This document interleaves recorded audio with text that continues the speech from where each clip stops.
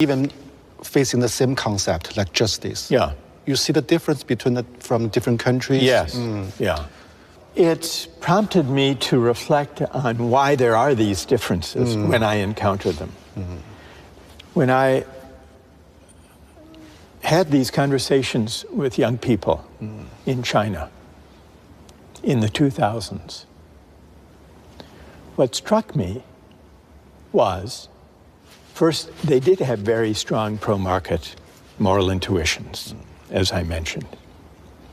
And I would put a lot of examples to students and to the audience, asking them whether they think this or that social practice should be governed by money or by other norms. So I put questions like this. What struck me was the moral intuitions about buying and selling were similar in the US and China. In Eastern Europe, it was similar. In Poland, for example. Most European countries, it was quite different. You think why? Why? Similar mentality? I think it's because, especially in the early 2000s, that China had experienced, the young generation had grown up with the market reforms. And it had been a period of tremendous economic growth. It's kind of freedom for them. Yeah, it was an expression of freedom and rising affluence, but especially of freedom. But at the same time, they were looking for meaning that markets could not provide. And so the search for meaning persisted even after the market triumphalist moment. And I think that one of the reasons that people were drawn to the Justice book was this sense that there are moral meanings that lie beyond markets and beyond economics. What do you think? Yeah, maybe we're facing two choices or different choices. We can't choose the best one. There are no best one. Just less evil. Just less evil one, maybe. But I wouldn't regard these as closed alternatives. I would ask a different question. How is it possible to combine the benefits of market arrangements and technological innovations with sources of meaning, deliberation, dialogue, reflection that can answer to higher human purposes and ends?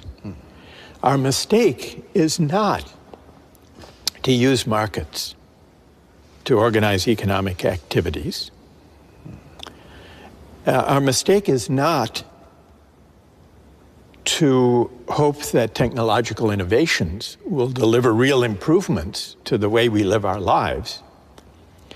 Our mistake is the tendency to think that markets and technology by themselves can define human purposes and ends. They can't.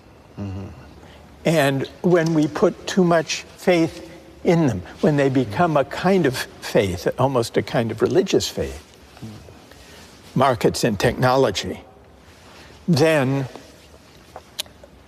we're bound to be disappointed. And when the disappointment comes, the disappointment may take harsh, dangerous forms. So the situation is so complicated. What kind of solution we can provide? We try to build dialogue, but very difficult. I think we need to focus less on arming people for meritocratic competition and focus more on contending with inequalities of income and wealth, but also inequalities of honor, recognition, and esteem. And this means we have to renew the dignity of work. We have to broaden our conception about what counts as a valuable contribution to the common good. And we need the kind of class mixing institutions in civil society that will lead us to encounter one another, to be in one another's presence, not only in our phones, all the more so when our societies are divided and polarized, because the people we encounter tend to be people only like ourselves. We need to overcome that. Mm-hmm. But every solution, every theory always has its own flaw. Yeah.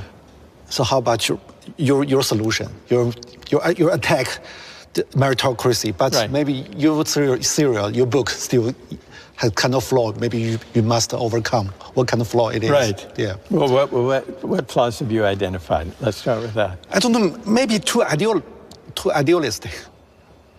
Too idealistic? Yeah. You think so?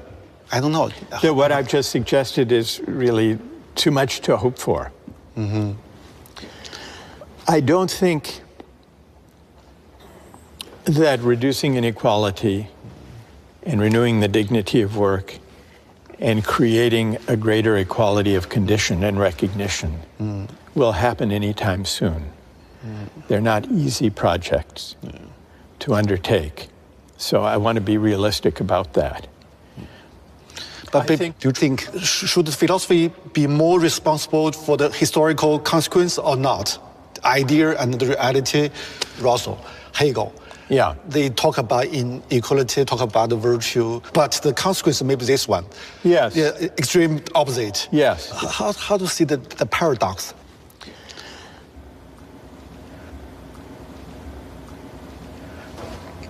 If one thinks, and I, as I do, that philosophy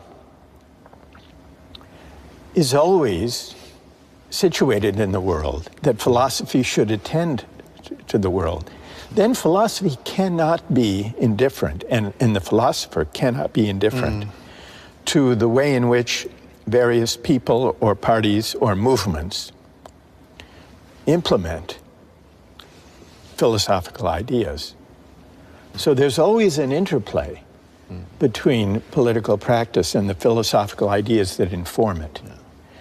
And often they can go off the rails. They can go in very dark directions that the philosopher may never have wanted or anticipated. That's always a danger. That's one of the persisting dangers of philosophy. The part of Hegel that has led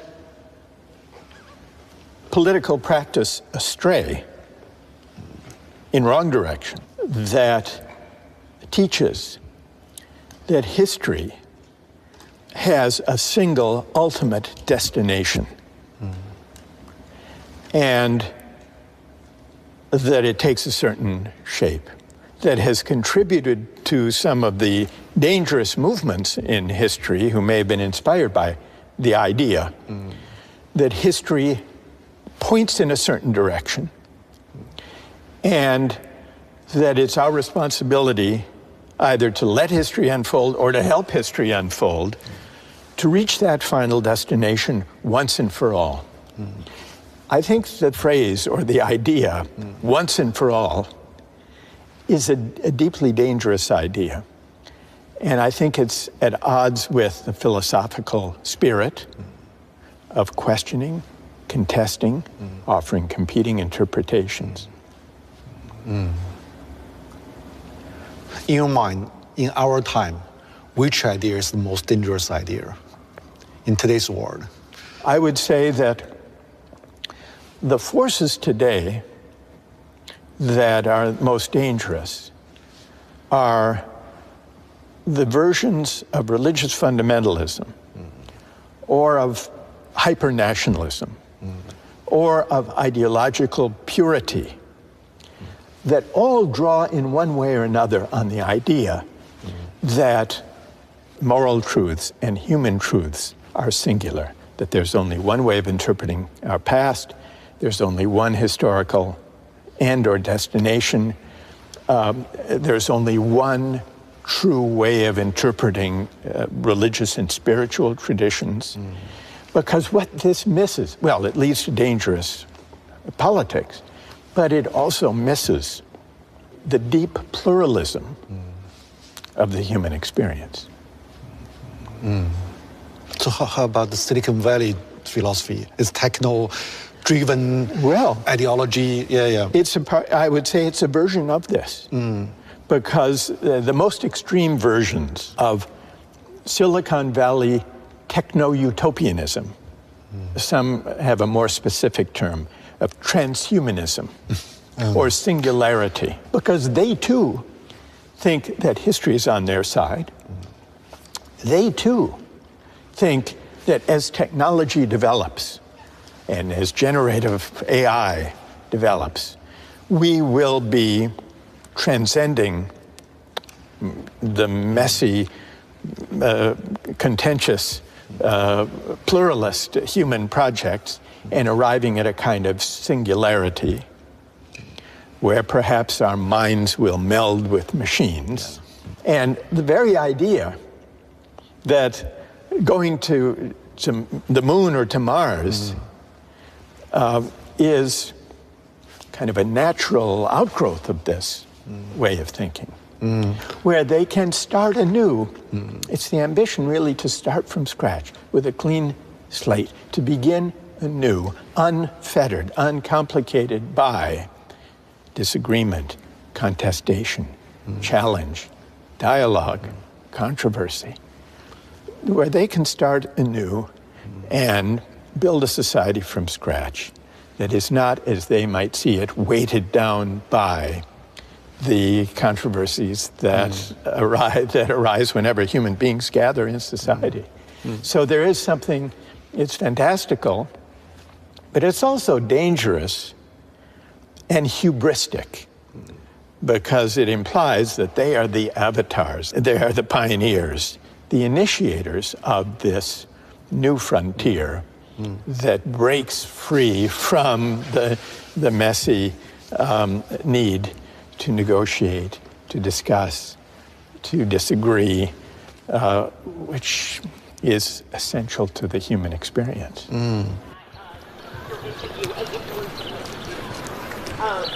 And the questions, like the questions from Q&A, like 我啊，8月份来的，这个快结束了是吧？对，6月结束1年。我们进来吧。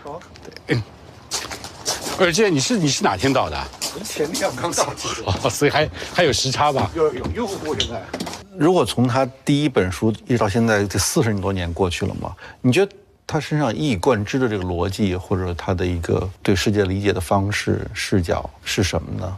他有一些东西是没有变，他认为，公共精神，对于个人和对于一个国家或者民族或者世界的政治都是特别重要的。所以公共性就是大家要商量，不能有些事情那么独断的来做。就是通情达理，就是 reasonable。你不能有一个说我们发现了一个法则，这个法则，无论是你是用政治上的那种规约教条也好，或者市场上教条也好，你都得想想在各种不同的情景下它会怎么样。它是不是在有些地方可以转变，可以变通。它是应该不断的被检讨的。但我们的教育特别容易给我们这种思维方式，对，像绝对主义和相对主义这样的问题，你没有办法用一个完全的论述，来给出一个好的答案。但只要我们回到生活的场景里、情景里，更好的方式总是有可能的。那么就让我们去找那个更好的方式。我们不要总体性的解决问题，对，要回到非常具体的那种状态里。当然，这个具体的问题，我们会有一些哲学的想法，一直能够启示我们去探索。大家相互讨论啊，理性的推论啊，它是一套生活方式。如果真的有这套生活方式，让我们寻求更好的办法，总是有可能的。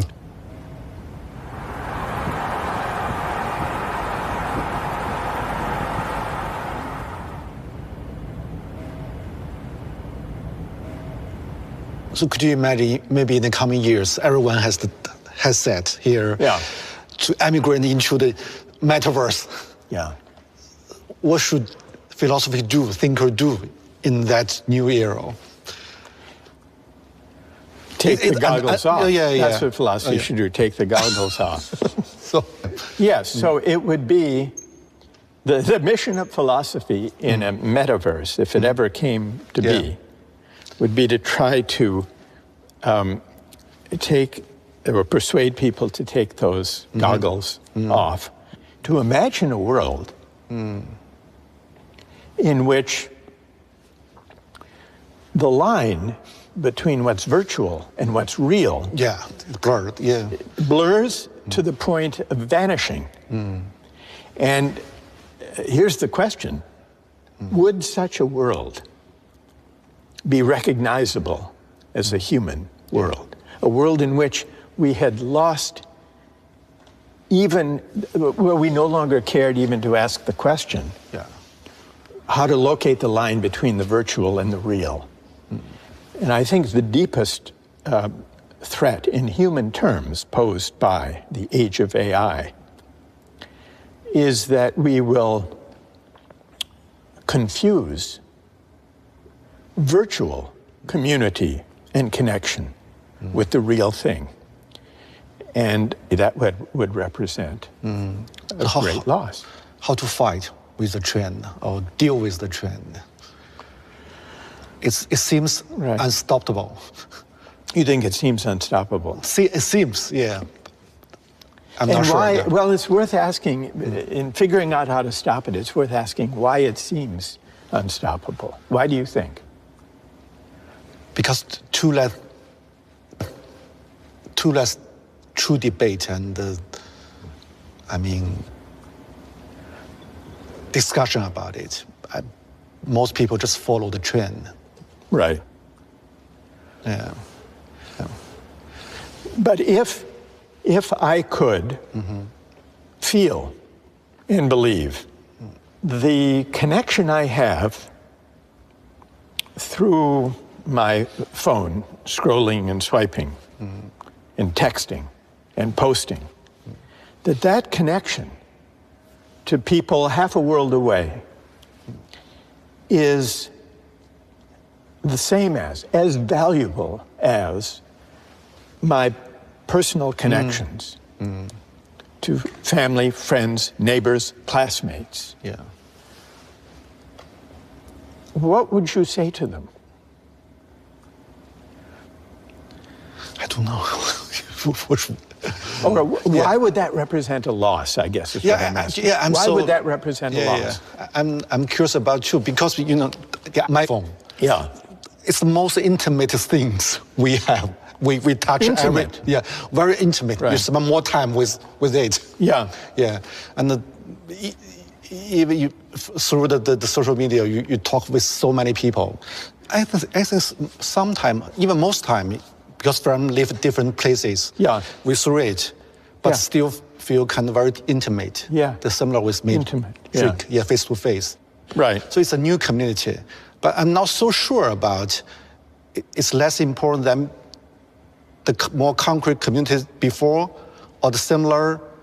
I'm so confused about it. So how to understand it, the change? Yeah. Yeah. Yeah. Well, and let me ask you this question. Since we're talking about intimacy. Intimacy is an important aspect of this. Yeah. There are now AI-equipped devices, little robots, that you can buy. Let's say you have an aged parent or grandparent who's living alone, maybe in a nursing home, and who's lonely. And you visit them from time to time, but you can't be there every day. You can buy one of these robotic companions, and the robotic companion will carry on a conversation with your loved one, your grandmother, let's say. And let's suppose that your grandmother comes to regard that robotic AI-driven companion as a friend, as an actual friend, sharing intimacies, asking advice. And suppose that this relieves the loneliness of your grandmother and makes her happier. She considers this her friend. Would that bother you, or would you welcome that? Welcome. You would welcome It it. doesn't bother me. Yeah. It doesn't bother you at all. Maybe not at all. Maybe a little, but I accept it. You would accept it, Yeah, but yeah. what's the little that bothers?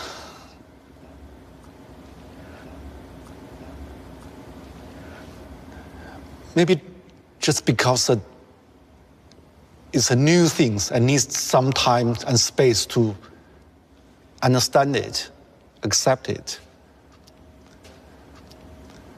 And But if your this goes back to what we were discussing about the virtual and the actual and the Yeah, real. yeah. Now, your grandmother no longer recognizes, we're assuming, the difference between a robotic friend and an actual friend.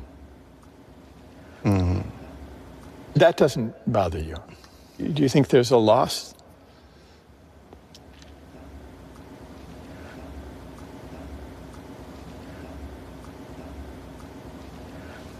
I think the new friend, the toy, is friend of her.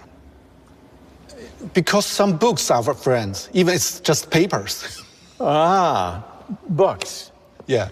So if the grandmother or if you or I were absorbed in a book, Yeah, even we see some old books, it's like friends, yeah. It's spent many, maybe childhood years with you.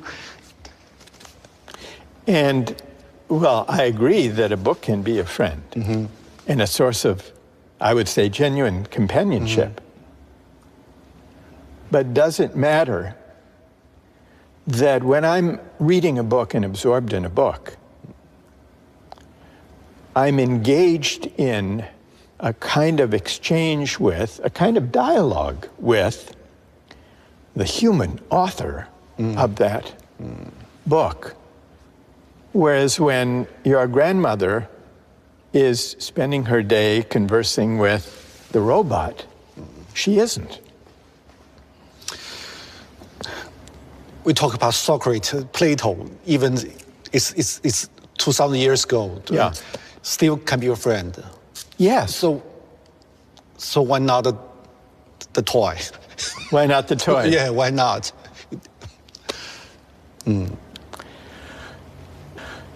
Because it's a machine. Yeah. Because But yeah, can it engage in dialogue? We've been talking a lot about dialogue. yeah.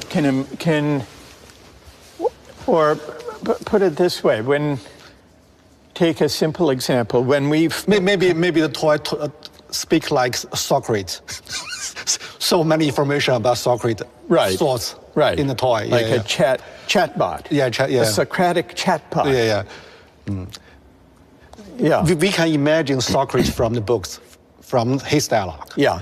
From the books. Yes. Maybe she can imagine something similar from the toy. Yes. The toy is like different books. Because the books is much more sophisticated than we think. Even a book, it's more different layers. Maybe we just can touch it, maybe several layers, but more layers we still can't touch. Maybe. If the toy becomes a sophisticated chatbot that is programmed on Socrates or Dostoevsky. Yeah. Well, let me ask you this. Suppose your grandmother passes away, but she has left all of her digital data, all of her emails, all of her social media, recording of her experiences, and created a digital avatar using machine learning so that you're mourning the loss of your loved one, but you can still carry on conversations with her, and so can your children, and so can their children with their great-great-grandmother, and ask her advice, can introduce her to a new boyfriend or girlfriend, ask her opinion. Now, in principle, machine learning, AI-generated chatbots, as they become perfected, could provide a kind of virtual immortality, in which case the line that's being blurred is not only between the virtual and the actual, but between living and not living. What about that? Would you want to speak to the virtual digital avatar of your great-grandmother? Maybe I will. I guess I would, because because in those days we see picture of them. Yeah, their letters. Photo.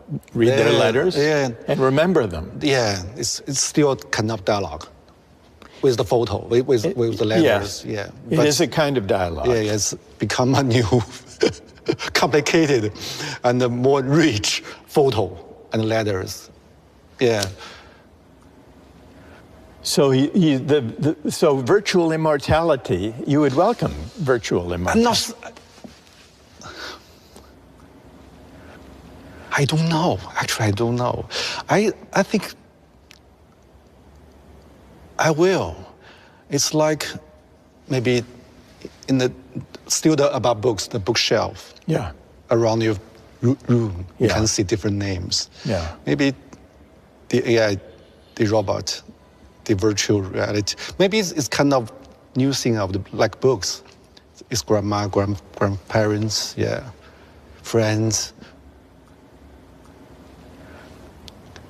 But in that case, would we no longer grieve or feel sad when someone dies, a loved one dies?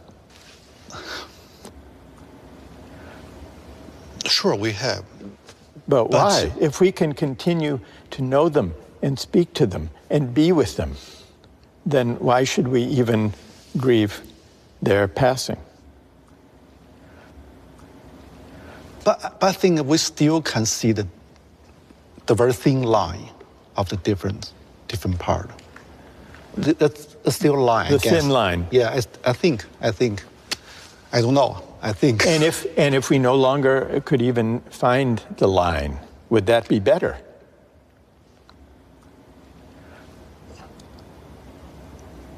Or worse? No, I don't think so. It wouldn't be better.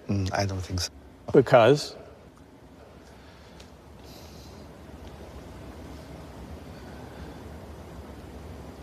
If we human being can't feel loss, maybe part of us will disappear. Yeah.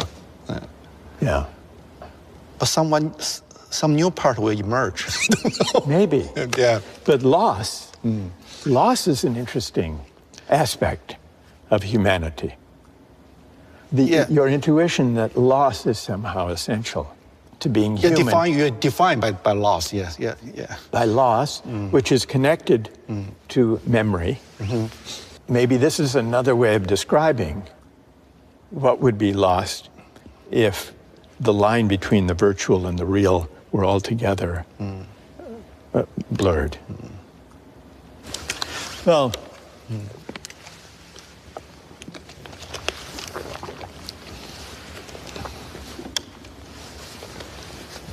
so what can we do? So, what's your choice?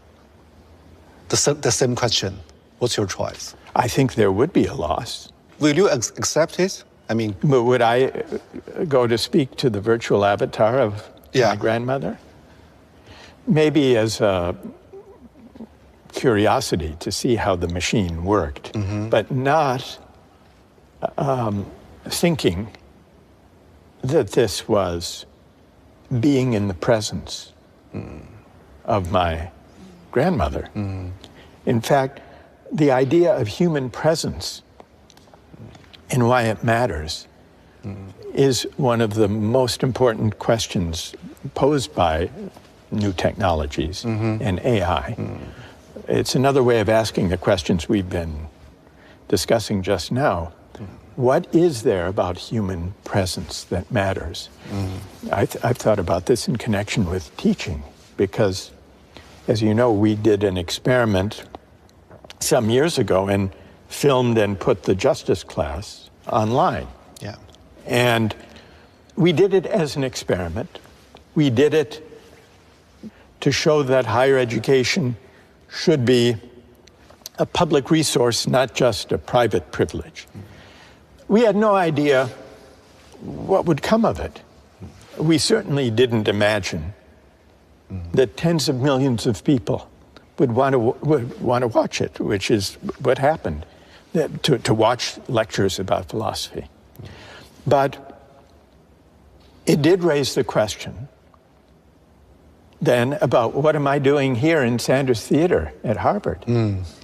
If people can watch online, is there a difference between